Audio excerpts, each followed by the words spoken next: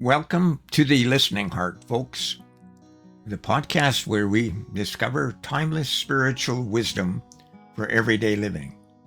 Whether you're leading a business, raising a family, serving your community, or simply seeking to become a better person, this podcast reminds us that authentic leadership begins in the heart before it is ever seen in our actions. Hi folks, I'm Richard Fontenay. At its core, leadership integrates how we think, act, and live across business, work, and life. And from a scriptural and values-driven perspective, spiritual leadership is the practice of leading from within, guided by wisdom, faith, values, and a higher purpose. And although I am quoting scripture, I am not doing so from a religious perspective, but as a way to draw on the wisdom that it provides. Now, this week, our focus is on leadership and management. In our anchor article, we explored how leadership provides vision while management provides structure. We discovered that sustainable success requires both, and I have listed the anchor article in the description below. Now today, we move beyond organizational charts and strategic plans and to examine the greatest leadership model ever given to humanity, the life of Jesus. Christ, as Richard Rohr reminds us, is not Jesus' last name.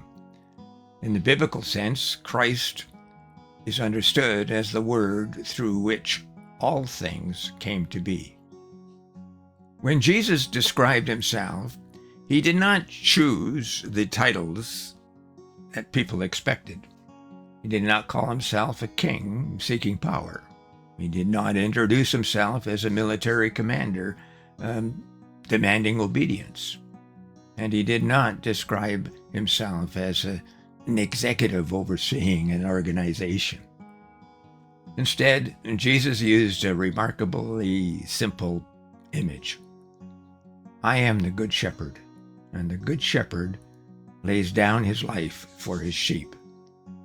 To modern ears, that may sound ordinary, but to his listeners, the image carried extraordinary meaning. A shepherd knew every sheep by name. He walked with them, protected them, guided them, searched for them when they wandered, and when danger appeared, he placed himself between the flock and the threat. In this scene, I'm interpreting Jesus as describing leadership as relationship rather than position. And that challenges many of our modern assumptions. Too often, leadership is associated with authority and titles, influence, and recognition. We celebrate charismatic personalities and visible successes. Yet Jesus quietly reminds us that leadership begins with responsibility for the well-being of others. The shepherd never asks, "How many sheep serve me?" Instead, he asks, "How well am I serving those entrusted to my care?" And that single shift changes everything. Whenever we manage a company, supervise a department, coach a sports team, teach a classroom, pastor a congregation, or lead our own family, people are never projects to be completed. They are lives instructed to our care. And that understanding transforms leadership from a position of privilege to one of service. Psalm 23 beautifully expands this picture. Quote, "The Lord is my shepherd, and I shall not want." Notice what David does not say. He doesn't begin by describing God's power. He doesn't start with God's authority. He begins with God's care and goes on to say He makes me lie down in green pastures. He calms the water and restores my soul. Now, before the Divine Spirit asks anything of us, she first provides what we need. There is a profound leadership lesson here. And people flourish where they experience trust. And employees perform better when they know their leaders genuinely care about them. And families become stronger when love outweighs control. And communities become healthier when service replaces self-interest.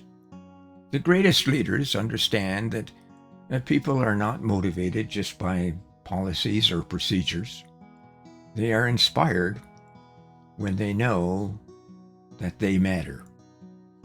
Now, during my years in leadership roles, I often discovered that people rarely remembered every decision I made. They seldom recalled every meeting or report that we had completed. And what they remembered was how they were treated. Did they feel respected? Were they listened to? Did someone believe in them before they believed in themselves? Leadership leaves lasting impressions, not because of titles, but because of relationships. Jesus understood this perfectly. Throughout the gospel, we repeatedly see him stopping for individuals whom everyone else overlooked. He noticed Zacchaeus sitting in a tree while others only saw a tax collector. He spoke with the Samaritan woman at the well while others avoided her. He welcomed children when his disciples considered them interruptions. He forgave Peter after failure instead of abandoning him. Again and again, Jesus demonstrated that leadership is measured one relationship at a time. Now, this approach stands in stark contrast to today's culture. Modern society celebrates speed. Jesus practiced presence. The world rewards visibility, and Jesus valued faithfulness. The culture seeks followers, and Jesus formed disciples. Perhaps that's why his influence has endured for more than 2,000 years. His leadership was never rooted in personal ambition, but in love. That is also why spiritual leadership differs from merely exercising authority. Authority can command compliance, but love invites commitment. Authority may produce short-term obedience, while love inspires lasting transformation. Now, this distinction matters whether you are leading one person or 1,000. Think of your own life for a moment. Who has influenced you most deeply? Was it someone with impressive credentials, or someone who genuinely cared about your growth? And most of us remember the teacher who believed in us, the supervisor who encouraged us, the parent who patiently guided us, and the mentor who listened before speaking. Now, those people reflected something of the Good Shepherd, reminding us that leadership is ultimately an act of service. Jesus would later tell his disciples not to be like the rulers of his day, or even our day. He wanted them to become like servants. He said, "Whoever wants to become great among you must be your servant." Now, those words continue to challenge every generation. According to Jesus, greatness is not measured by how many people report to us. It is measured by how faithfully we serve those entrusted to our care. Now, as you reflect today, consider this question. When people experience my leadership, do they feel managed, or do they feel genuinely cared for? Now, that question reaches beyond business. It touches our homes, our friendships, our churches, our neighborhoods, and our own hearts. And perhaps becoming a shepherd leader begins with slowing down long enough to truly notice the people walking beside us. Now, you may wonder what this ancient image has to do with today's workplace. Well, the answer is just about everything. A shepherd leader in business fosters an environment where people know they are valued and not merely used.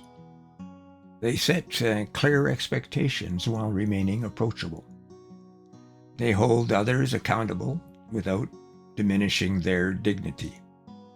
They celebrate success generously and treat mistakes as opportunities to learn rather than as occasions for humiliation.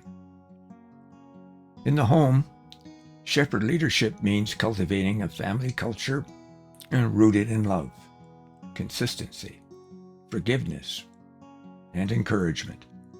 Children flourish when they receive both guidance and grace. In our communities, shepherd leaders notice those who are often overlooked. They volunteer, mentor, encourage, and quietly strengthen those around them. Even entrepreneurs working from home can practice shepherd leadership. Every email can convey respect. Every customer interaction can reflect integrity. Every online conversation can demonstrate patience and dignity for others. And every decision can be guided by the question, does this serve people well? And perhaps we need to ask this same question every time we put a comment on social media. One of the remarkable characteristics of Jesus' leadership is that he never sought to create dependent followers. Instead, he developed confident disciples who would eventually continue his mission. Think about how Jesus invested his time. He taught crowds, but he trained a small group. He preached powerful sermons, yet he also walked dusty roads with 12 ordinary people. Along the way, he asked questions, listened carefully, corrected gently, encouraged consistently, and gradually entrusted them with greater responsibility. And this was leadership development and growth at its finest. Jesus did not merely ask his disciples what to do, he showed them. This pattern continues to offer wisdom to every leader today. Parents prepare children for adulthood. Teachers prepare students for life. Managers prepare employees for greater responsibility. And business owners prepare future leaders, while pastors prepare those who want to serve. As this week unfolds, I invite you to practice what I call the Shepherd Leader Challenge. And for the next 7 days, intentionally practice these 5 habits.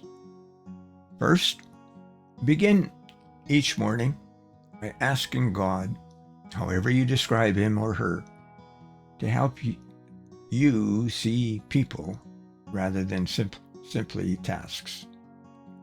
Second, encourage one person every day with sincerity. Third, spend 5 uninterrupted minutes listening to someone without preparing your response. And fourth, delegate one meaningful responsibility to help another person grow. And finally, end each evening by reflecting on this question: how did I care for the people entrusted to me today? Now, you may discover that leadership begins long before a meeting, a presentation, or an important decision. It begins with presence, compassion, and listening. The listening heart has always reminded us that the Spirit often speaks softly before she speaks loudly. The same is true of leadership. People rarely remember every speech we give, but they often remember the moment we truly listened. Leadership is often described as influence. Jesus describes it quite differently. He describes it as love expressed through service. And the Good Shepherd knows his sheep, walks with his sheep, protects his sheep, and willingly gives himself for his sheep. And that is not weakness, it is extraordinary strength. Now, as we seek to lead in our businesses, workplaces, homes, churches, and communities, may we remember that our greatest influence will never come from our position, but our character. And people may admire our competence, but they will remember our compassion. They may respect our authority, but they will trust our integrity. And the world needs leaders who can lead wisely, but even more, it needs shepherd leaders who lead with humility, courage, grace, and purpose. Now, may each of us become the kind of leader, one who reflects the heart of the Good Shepherd in every conversation, every decision, and every opportunity to serve. Now, thank you for joining me for the Listening Heart today. On Wednesday, we'll continue our exploration of leadership and management from a workplace perspective in coaching talks. That's where we'll examine how effective leaders know when to lead, when to manage, and how both disciplines work together to build high-performing teams.